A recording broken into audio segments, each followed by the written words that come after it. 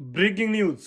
भोलि नै इरानमाथि एकदमै ठुलो हमला गर्ने निर्णय भइसकेको थियो अमेरिकी राष्ट्रपति डोनाल्ड ट्रम्पका अनुसार भोलि अर्थात् मे 20 तारिकमा।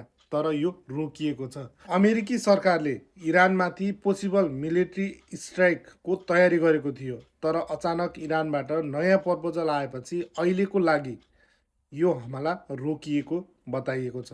पाकिस्तानको मार्फतबाट पठाइएको यो प्रपोजलमा इरानले युद्ध रोक्ने, हर्मुज खुलाउने, ओइल एक्सपोर्ट फेरि सुरु गर्ने, न्युक्लियर प्रोग्राम सीमित गर्ने सङ्केत दिएको छ। तर स्थिति अझै शान्त भएको छैन। युएस मिलिट्री गल्फ क्षेत्रमा हाई अलर्टमै छ।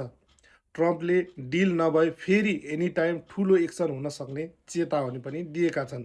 साउदी अरेबिया, कतार, युएई समेतले अहिले यो युद्ध रोक्न दबाब दिएका छन्। मिडल इस्टमा अहिले केवल एउटा निर्णयले सबै बदलिन सक्ने अवस्था बढेको छ। आशा राखौँ यो डिलले सधैँका लागि शान्ति दिनेछ।